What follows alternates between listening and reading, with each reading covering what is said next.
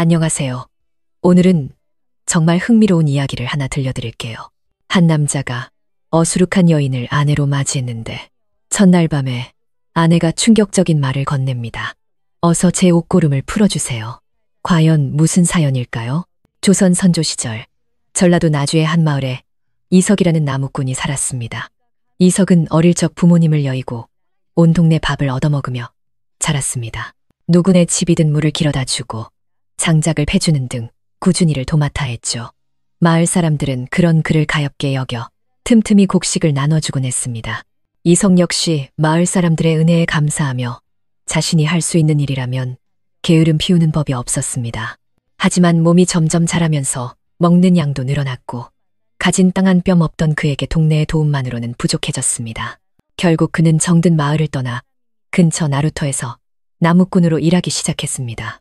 매일같이 산에 올라 나무를 해온 뒤 나루터에 모이는 상인들에게 팔아 겨우 입에 풀칠하며 살았죠. 어릴 때부터 외롭게 자란 이석에게는 간절한 꿈이 하나 있었습니다. 어여쁜 아내를 맞아 토끼 같은 자식들 낳고 오순도순 따뜻한 가정을 꾸리는 것이었죠. 이석은 그저 꿈만 꾸지 않았습니다. 그는 자신의 소원을 이루기 위해 부단히 노력했습니다. 자신의 처지가 변변찮아 어떤 처녀가 시집오려 할까 싶었지만 결코 좌절하지 않았습니다.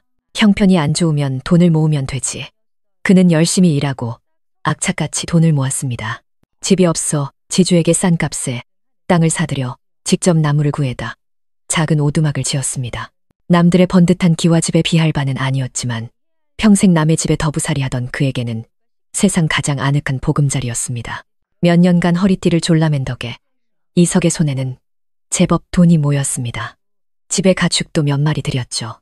비록 부잣집에 비할 순 없어도 예전과는 비교할 수 없을 만큼 형편이 나아졌습니다. 주머니가 두둑해지자 이석은 자신감이 붙었고 중매쟁이를 찾아가 시집갈 만한 처자가 있는지 알아보기 시작했습니다. 하지만 운이 없으면 물만 마셔도 이가 시린 법이라고 했던가요? 이석의 혼삿길은 시작부터 삐걱거렸습니다.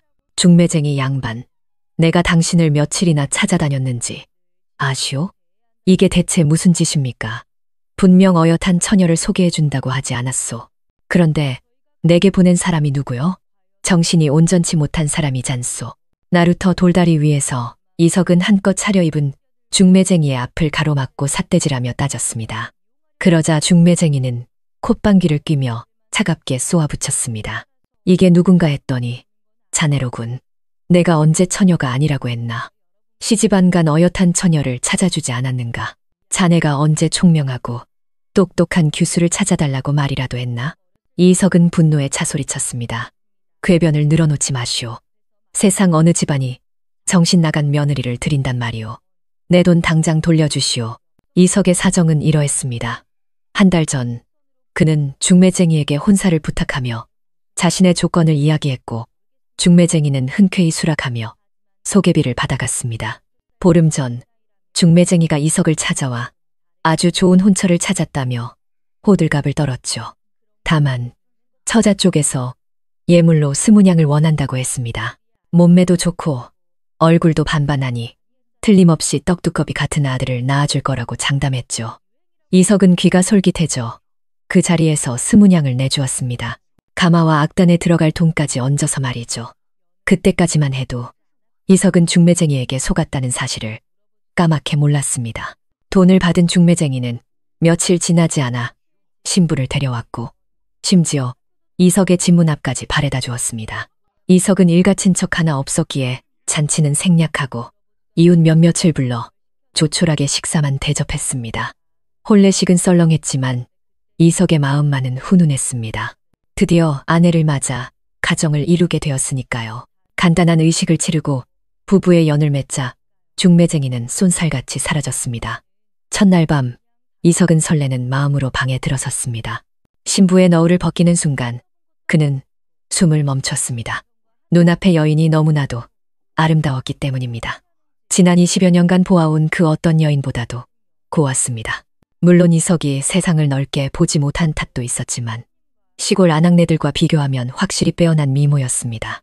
그는 조심스럽게 말했습니다. 부인, 저 이석이라고 합니다. 부인을 아내로 맞이하게 된 것은 제게 큰 복입니다. 오늘 하루 종일 고단했을 텐데 시장하시지요? 제가 맛있는 음식을 차려두었습니다. 어서 좀 드세요. 이석은 상위에 놓인 고기와 계란이 담긴 사발을 아내 앞에 가져다 주었습니다. 그런데 아내는 미동도 없이 그저 멍한 눈으로 허공만 바라보고 있었습니다. 이석은 이상한 낌새를 느꼈지만 다시 한번 말을 걸었습니다. 부인, 제가 가난한 것은 사실입니다. 하지만 한번 시집왔으니 이제 제 사람입니다. 앞으로 제가 잘해드리겠습니다. 열심히 돈을 벌어 부인께서 호강하며 살도록 해드리겠습니다. 하지만 아내는 여전히 아무런 반응이 없었습니다. 이석은 그녀가 자신을 무시한다고 생각하고는 한숨을 내쉬며 조용히 방을 나섰습니다. 그는 가난한 자신 앞에서 아름다운 신부가 얼마나 실망했을까 생각하며 자책했습니다. 억지로 마음을 돌릴 수는 없는 노릇이었죠. 만약 그녀가 정말로 혼인을 원치 않는다면 중매쟁이를 찾아가 파혼을 해야겠다고 마음먹었습니다. 신방을 나온 이석은 옆에 있는 작은 행랑채에서 하룻밤 묵기로 했습니다. 그런데 잠이 든 지 얼마 되지 않아 신방에서 부스럭거리는 소리가 들렸습니다. 일어나 문을 열어보니 방 안은 그야말로 난장판이 되어 있었습니다.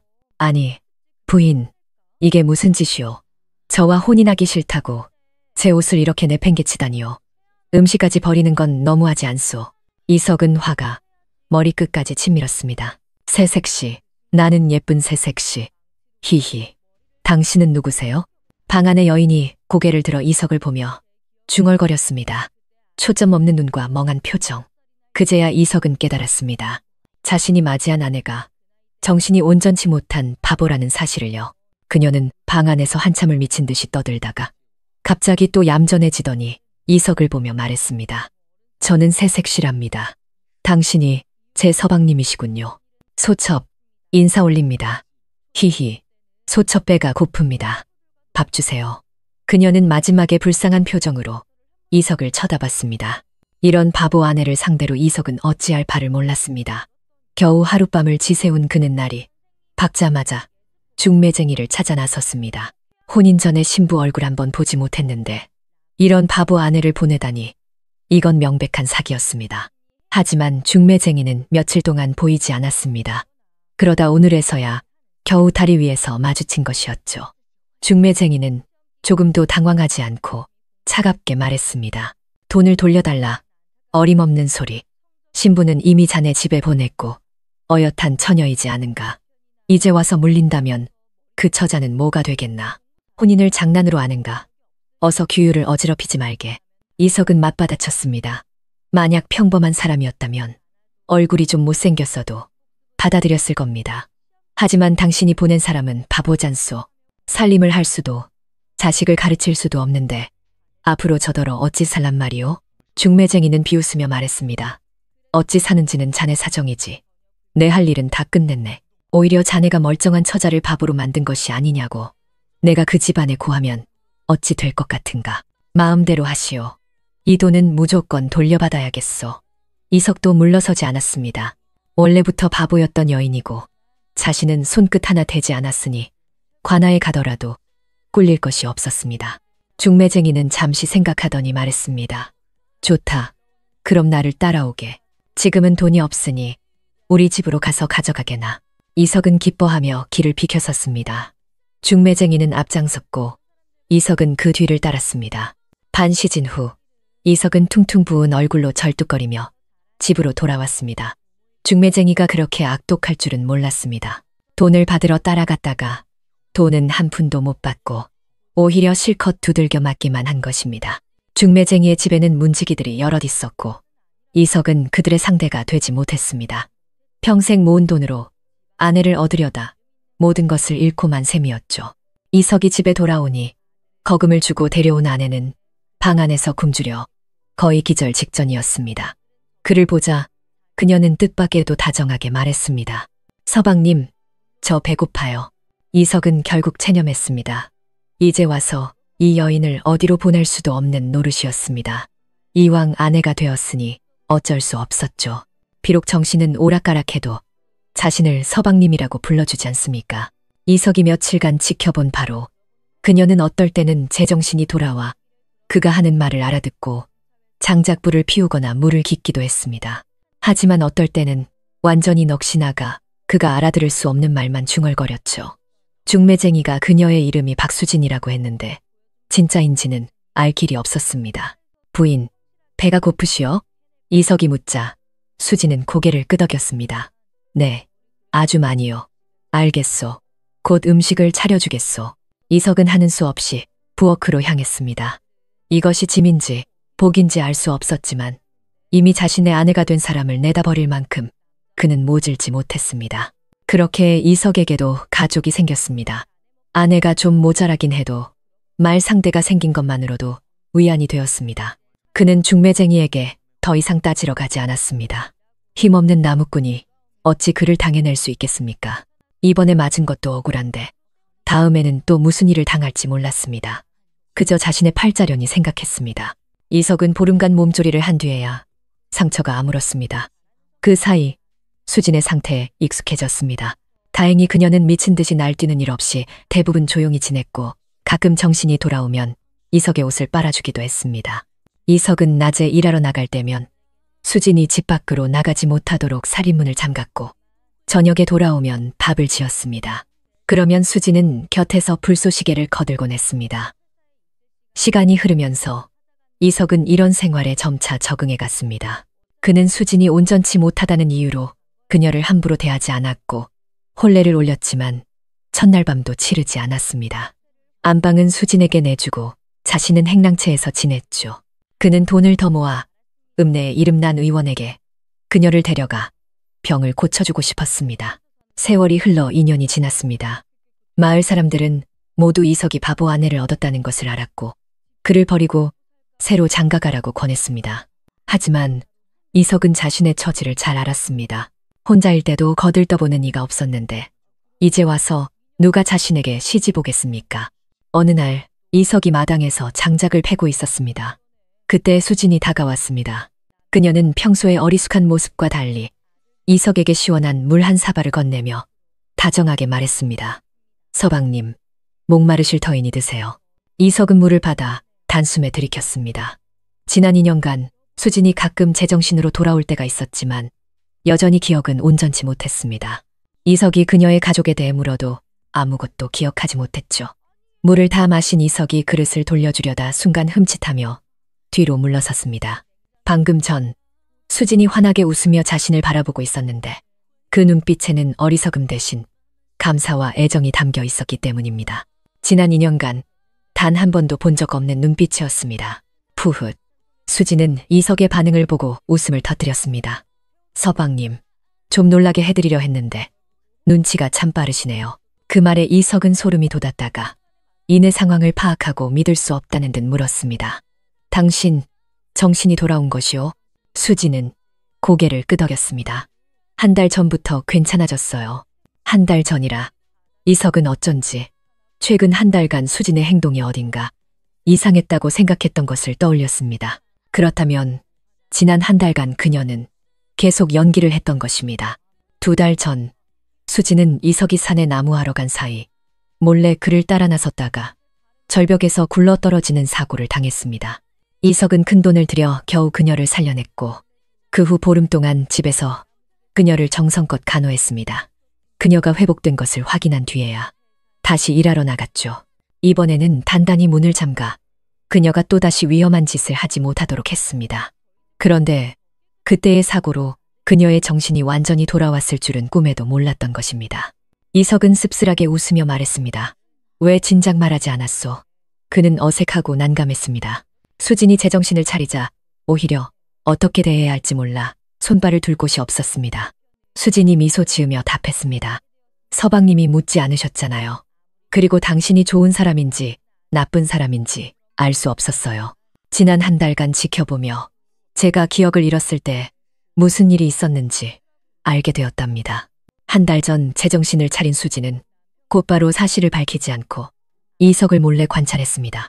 처음에는 그를 나쁜 사람일지도 모른다고 의심했지만 지켜볼수록 그가 자신에게 매우 잘해주고 예의 바르다는 것을 알게 되었습니다. 자신이 그의 아내가 되었다는 사실은 당혹스러웠지만 이석과 이웃들의 대화를 엿들으며 자신이 중매쟁이를 통해 팔려왔다는 사실을 어렴풋이 짐작하게 되었습니다. 지난 한 달간 이석의 친절함에 수진의 마음은 완전히 움직였습니다. 오랫동안 고민한 끝에 그녀는 모든 것을 털어놓기로 결심한 것이었죠. 이석은 기가 막혔습니다. 내가 2년 넘게 당신을 극진히 보살폈는데 나를 나쁜 사람으로 의심했다니. 하지만 그는 그 말을 입 밖으로 내뱉는 대신 이렇게 물었습니다. 이제 내가 당신을 부인이라 불러야 하오? 아니면 수진 낭자라 불러야 하오?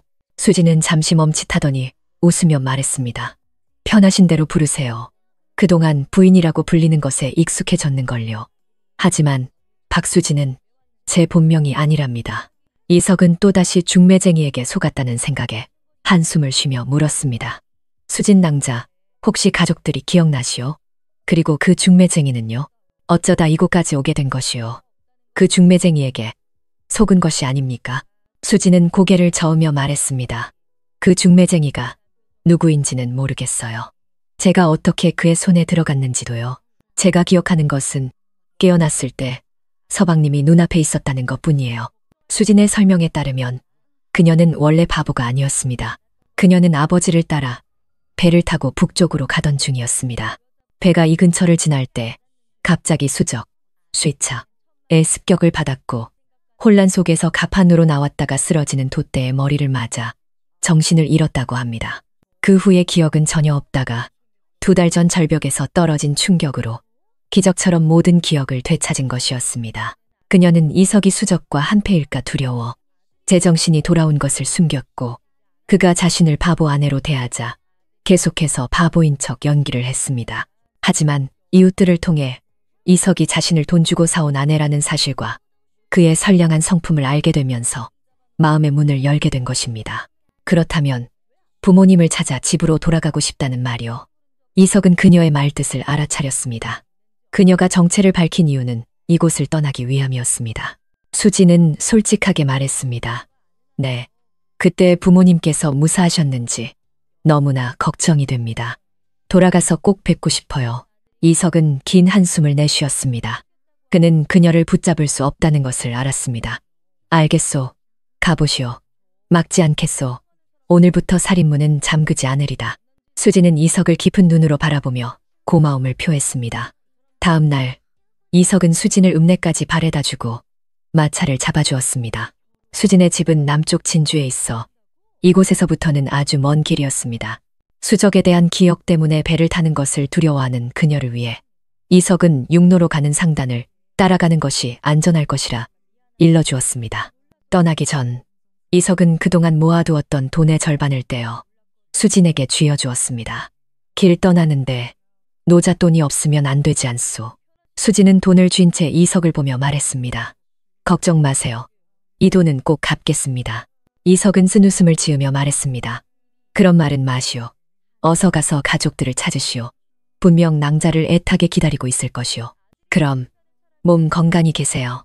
수진은 결국 떠났습니다. 이석은 마음이 찢어지는 듯 했지만 어쩔 수 없었습니다. 기억을 되찾은 그녀는 더 이상 바보 아내가 아니었고 그녀의 마음을 억지로 붙잡을 수는 없었습니다.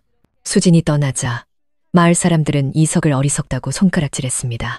그렇게 고생해서 정신을 되찾게 해줬더니 그냥 보내주다니 돈만 날린 셈 아니냐. 모두가 이석을 위해 안타까워했습니다. 그녀가 친정을 찾아갔다가 다시 돌아오지 않으면 그동안 들인 돈과 정성은 모두 물거품이 되는 것이었으니까요.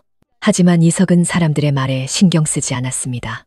억지로 붙잡아 둔다고 행복할 리 없다는 것을 그는 잘 알았습니다. 시간은 흘러 반년이 지났습니다.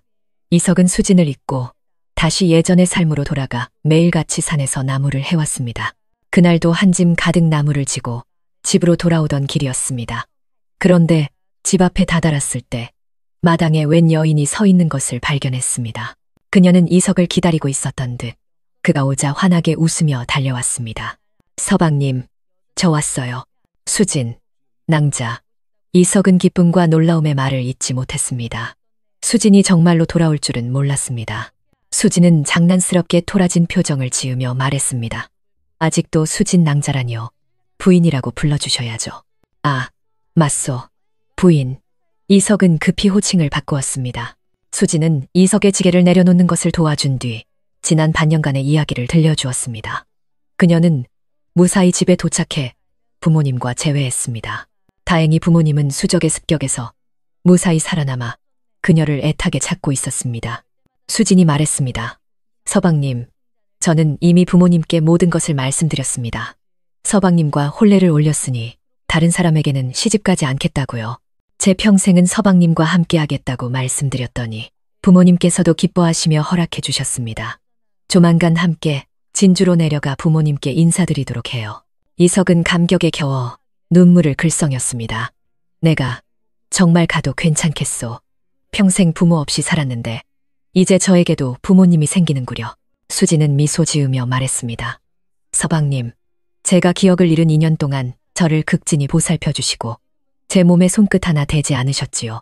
오늘은 제가 그 은혜에 보답하고자 맛있는 술과 음식을 준비했습니다. 수지는 이석의 손을 잡고 방으로 이끌었습니다. 상다리가 휘어지게 차려진 음식을 본 이석은 행복감에 젖어 허겁지겁 음식을 먹기 시작했습니다. 술이 몇 순배 돌고 하늘이 어두워질 무렵 수진이 수줍은 얼굴로 술잔을 들고 말했습니다. 서방님, 저를 위해 2년간이나 기다려주셨으니 오늘 밤 우리의 미뤄뒀던 첫날 밤을 치르도록 해요. 이석은 기쁨을 감추지 못하고 자리에서 일어나 수진을 안아들고 안방으로 향했습니다. 방 안에 들어선 이석이 옷을 벗으려 하자 수진이 말했습니다. 서방님, 저를 평생 책임져 주셔야 합니다. 이석은 고개를 끄덕였습니다. 물론이요. 내 평생 부인만 아끼고 사랑하겠소. 수진이 웃으며 말했습니다. 서방님, 등잔불을 하나 더 가져와 방을 밝혀주세요. 그리고 제 옷고름을 풀어주시겠어요? 이석은 영문을 몰랐지만 그녀의 말대로 했습니다. 방안이 환해지자 이석이 그녀의 옷고름을 풀었고 수지는 자리에서 일어섰습니다. 겉옷이 스르르 미끄러져 내리자 그 안에는 화려한 대홍색 홀레복이 나타났습니다. 그녀는 이번에 돌아올 때 그에게 정식으로 시집올 준비를 하고 온 것이었습니다. 이어서 그녀는 등잔에서 녹은 촛농을 조금 떼어 귓불 뒤에 바르더니 무언가를 조심스럽게 떼어냈습니다. 그것은 놀랍게도 사람의 얼굴 가죽처럼 만든 얇은 가면이었습니다. 가면 아래 드러난 얼굴은 그야말로 선녀가 강림한 듯한 절세미인의 모습이었습니다. 수지는 가면을 옆으로 던지며 말했습니다. 서방님, 지금 보시는 이 얼굴이 저의 진짜 모습이랍니다. 험한 세상에서 몸을 지키기 위해 항상 쓰고 다녔지요. 오늘 서방님께 시집 왔으니 이제는 제 본 모습을 보여드려도 괜찮겠지요. 이석은 넋을 잃고 말았습니다.